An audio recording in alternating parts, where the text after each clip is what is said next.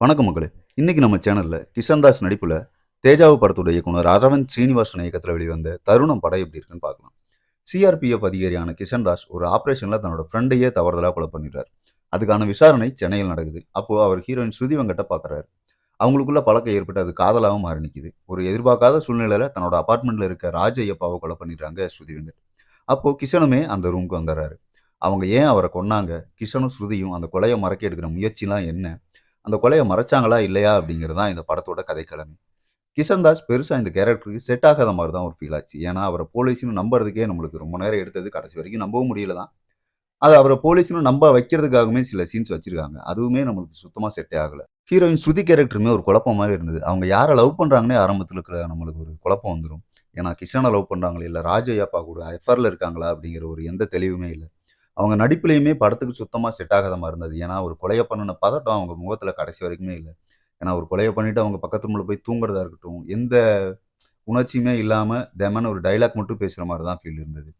பாலசரவணும், கீதா கைலாசமும் அப்பப்போ வந்துட்டு போற மாரி ஒரு கேரக்டர் மட்டும் தான். இசையமைப்பாளர் தர்புகா சிவாவோட பாட்டும், பேக்கிரவுண்ட் மியூசிக்குமே சுத்தமா செட் ஆகாத மாரி தான் இருந்தது. இன்னும் கொஞ்சம் பெட்டராவே அவர் குடுத்துருக்கலாம். கேமரா ஒர்க் மட்டும் ஓரளவுக்கு நல்லா இருந்த மாரி இருந்தது.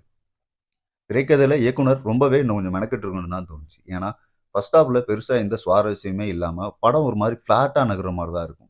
கிட்டத்தட்ட ஒரு 1 மணி நேரத்துக்கு அப்புறம் தான் படம் கதைக்குள்ளேயே வர மாரி ஒரு ஃபீல் இருக்கும்.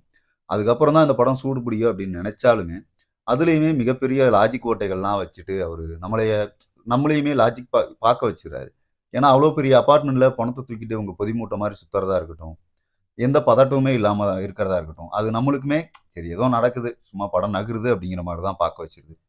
திரைக்கதை இன்னும் கொஞ்சம் நல்லா கிரிப்பா எழுதி, கேஸ்டிங்லயும் கொஞ்சம் கவனம் செலுத்தியிருந்தா, இது நல்ல படமாவே வந்திருக்கும். ரொம்பவே சுமாரான ஃபர்ஸ்ட் ஹாஃப். அத விட கொஞ்சம் பெட்டரான செகண்ட் ஹாஃப்ன்னு படமும் ரொம்ப சுமாரான படமா தான் இருக்கு.